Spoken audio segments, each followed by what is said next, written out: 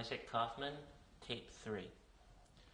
So you mentioned that you were in Majdanek and that the people from the Warsaw Ghetto had come in and they were strangled. How were they strangled?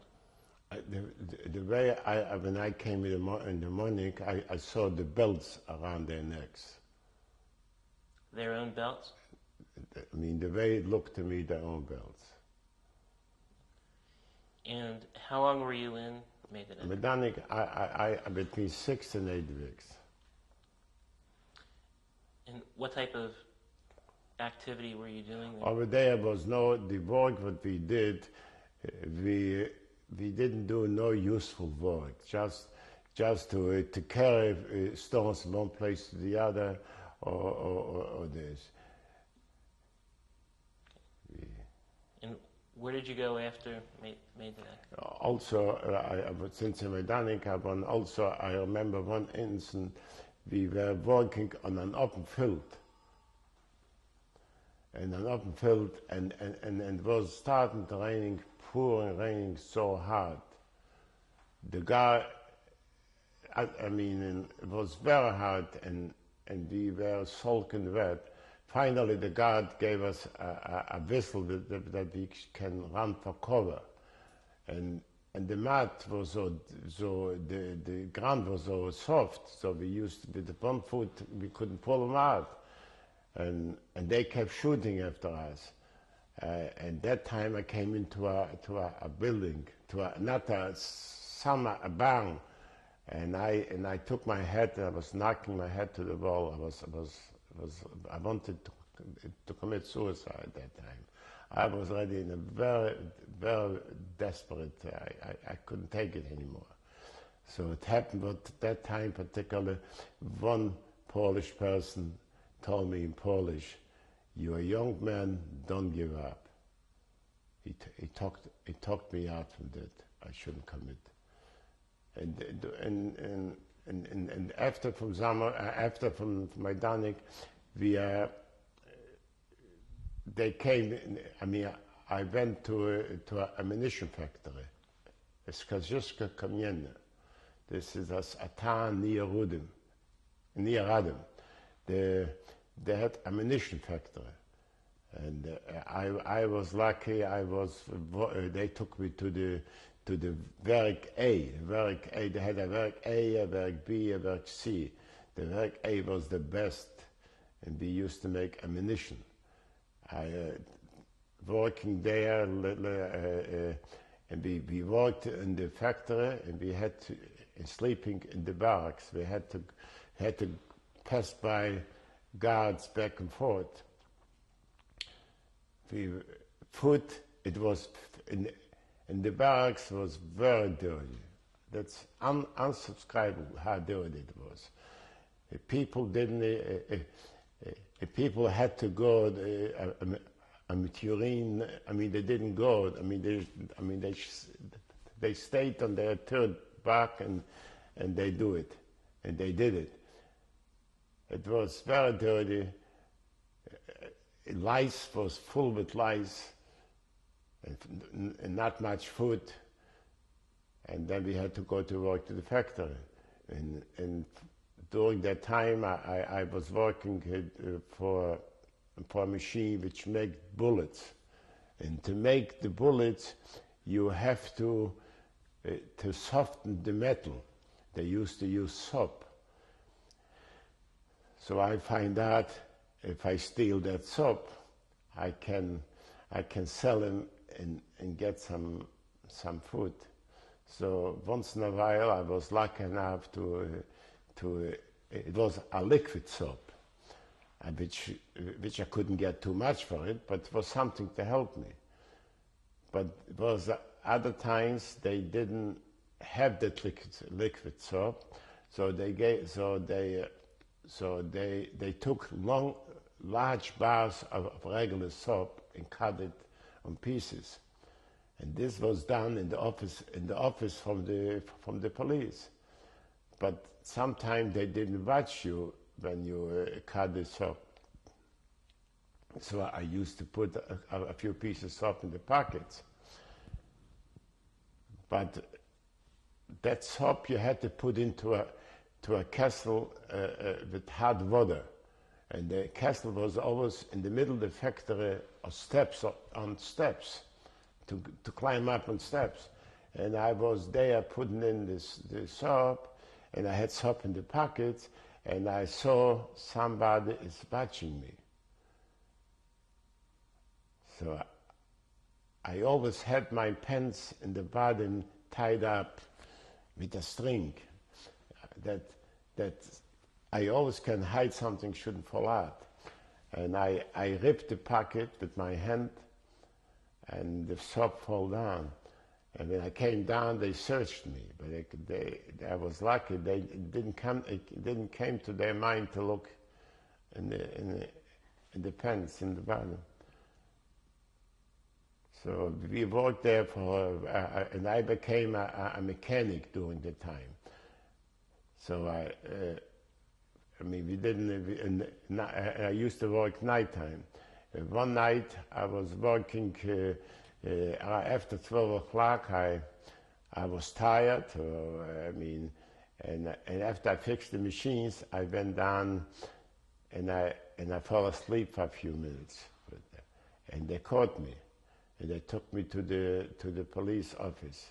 They gave me 25 on my behind. It was very, very, very, very painful. And I was working there the whole time there. We didn't have enough food. Later, they moved us to clean barracks. That was a little bit better with the cleaners. But the food was the same. You couldn't survive on their portions. If you were lucky enough and to have some outside help, or somehow you could. And this went on already for a long time. And another time, I remember I took some potatoes, which somebody paid me for my soap with potatoes. I put it into the oven to bake it, and they caught me. They also took me to the office and gave me 25. And this went on till 1944. 1944, they opened a new factory at Chesterhof.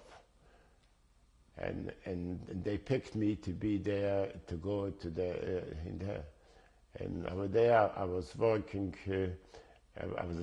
till 1944 in December. This factory in Chester, it made bullets as well? Well, that's the same thing. It was a Izak factory, the same German company which ran this factory and that factory. What was the name of the factory? Izak.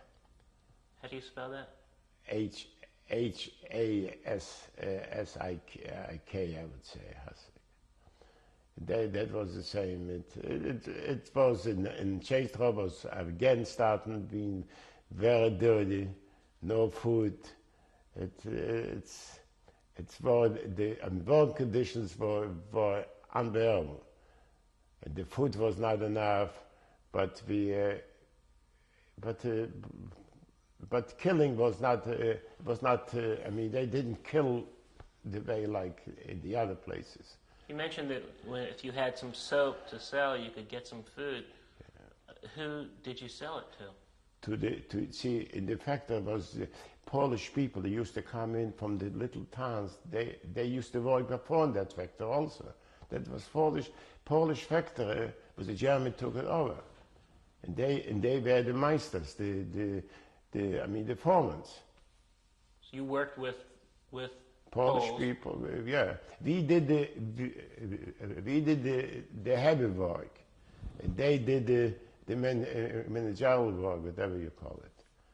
The Poles, they were slave labor, or they were No. They were over there. They were not slave labor. I mean, they were free volunteer work. I mean, that was their jobs. I mean, we sold it to them, and they sold it to somebody else. I mean, they did black market. I mean, they also couldn't survive on the war rations, which it was. Okay. How long were you there? There in Chester. Yeah. I was till 1944 in December. And how did that come to an end? Then they were trying to liquidate there because the Russians were already getting closer. The war was already starting to get to an end, so they start to liquidate that labor camp, and they took us to Germany, and they took me to Buchenwald, to concentration camp. We passed by Dresden. During the trip, we remember when the train stopped sometimes for hours, and somebody had to go down, and when he had to go down, he got killed. They killed a lot of people on the way to Buchenwald. But in Buchenwald itself, when we arrived, so the leadership in camp was people which they also suffering people. And they asked us if anybody from our group used to be a leader, a couple, a foreman, which used to be there on us. And minute they told them, that person didn't live too long. They got rid of him on the same night. And over there in Buchenwald, we didn't do nothing. The work was not useful work. The food was very bad, no food. People were dying there day and night. Every morning when you came out, you look, hills with dead bodies.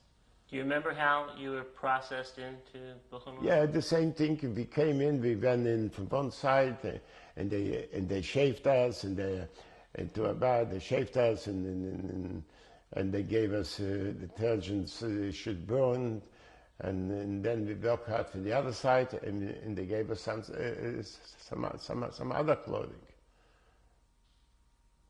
Were you assigned a number?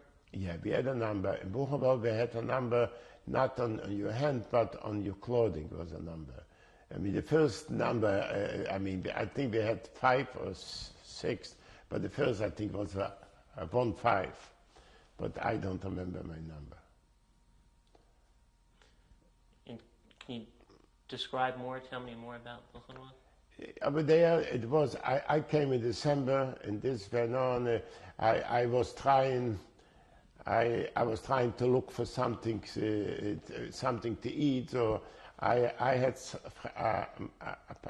knew somebody in Buchenwald, which I used to help him out in summers.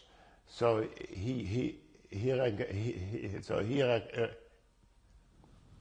recommended to the other that I should become a sweeper, sweeping the floor. So when everybody went to sleep, so I had an extra job to sweep the floor. For that sweeping the floor, I got a little extra soup. So during one of those nights, I remember they came around and they asked one who was laying in the bed, please come with us. If I'm sure they didn't say please, they would say come with us, and he refused. So then another person came in. His name was Gustav. Oh, he said, if you tell me to come, I go with you. So he went out. The minute when he came out in the hall, he heard already a scream. They shocked him right away to death. And this went on for a few months. We heard all kinds of rumors, but nothing. And then I remember about 8 days before, it was an announcement on the radio that we had rumors that the army, the American army, the Russian army is getting close. So we were afraid that our camp is going to be liquidated. So we got an announcement one day that they would leave our camp like the way it is. So everybody was happy. But in the same day, a few hours later, we heard another announcement that everybody has to come out on the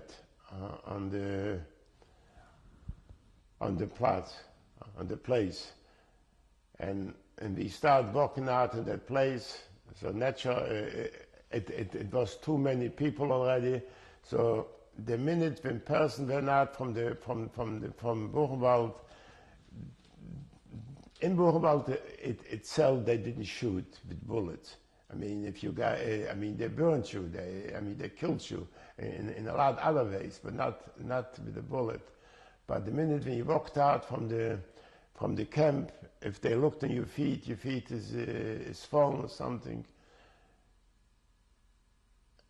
So a whole group they took out. When they tried to liquidate Buchenwald, since it became, they wanted to move him deeper to the German territory. So when it came to my line, they said that's no more. Go back to your barracks. So I went back to the barracks. Not me only, it was a lot of people. Next day, early in the morning, there was an announcement also. Everybody has to come out and stay on the place. During that time, I noticed that one German police officer is talking to one of the leaders from the camp, and they talked a little farther away, and I saw something is going on there. So in the beginning, when they announced it, they said Jews should be separated and Gentiles. But during that time, I ran in from the Jewish group to the Gentile group. One Gentile was trying to give me out. To start, you don't belong here, you go back. But another Gentile said, shut up, let him stay here. And that was and after that, they didn't, everybody stayed in the camp and till the liberation. And then we heard shooting, and we had shooting, and we saw the guards running, and finally, April 11, the American army came to liberate us. I mean, the American army liberated us. They tried their best. They gave us, we were very hungry because we didn't eat for so many days. And a lot of people, and I mean, all the Germans, they ran away. So we ran to their barracks. We couldn't find too much food, but we find some crackers for the dogs. They used to have special crackers for the dogs. And some people, they broke their teeth. They were hard like bricks. And the American army gave us, gave the kitchen to cook for us a very fat soup. A barley soup was very, very fat. And people, they didn't eat for so long, they couldn't suggest the food, and they had diarrhea. A lot of thousands of people died. I also had diarrhea, but somehow I managed to survive.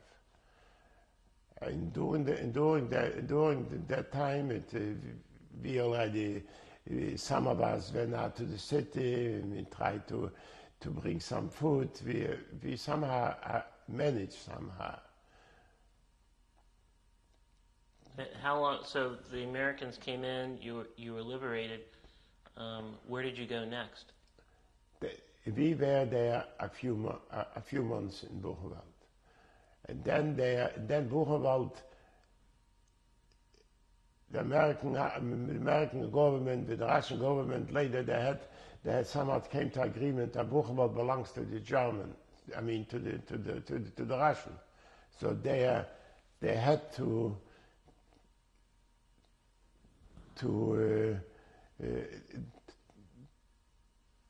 take us along with them because the Buchenwald had to be their occupation part. So they took us to Landsberg am Lech, near München. On the way we had, I mean, they didn't took us straight there, and in the way we stopped to another camp, which I don't remember anymore there, and then they took us to Landsberg. And we were in Landsberg. They put us up in the military barracks, and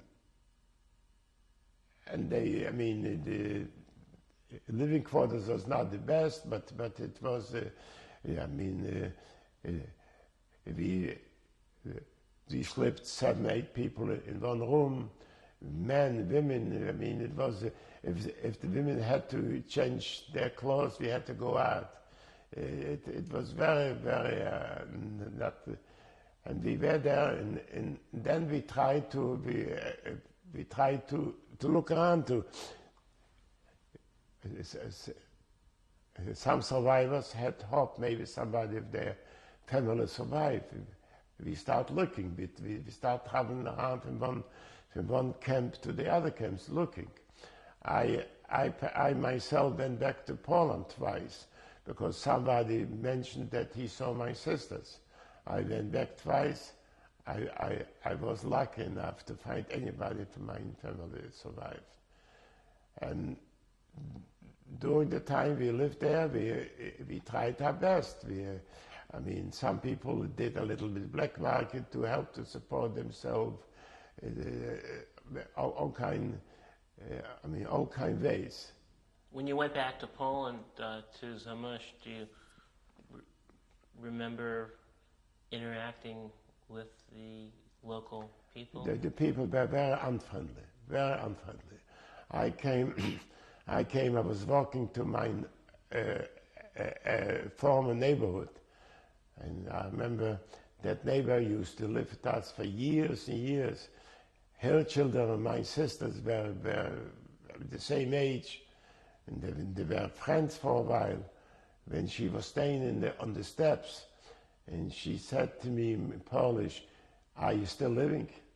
That's the way. See, in Polish comes up a little rougher. "Are you still living?" And she should call me in and ask me, maybe what happened to your family? What happened? Maybe you need something to drink or something. Nothing. They were very, very unfriendly. I didn't stay long enough.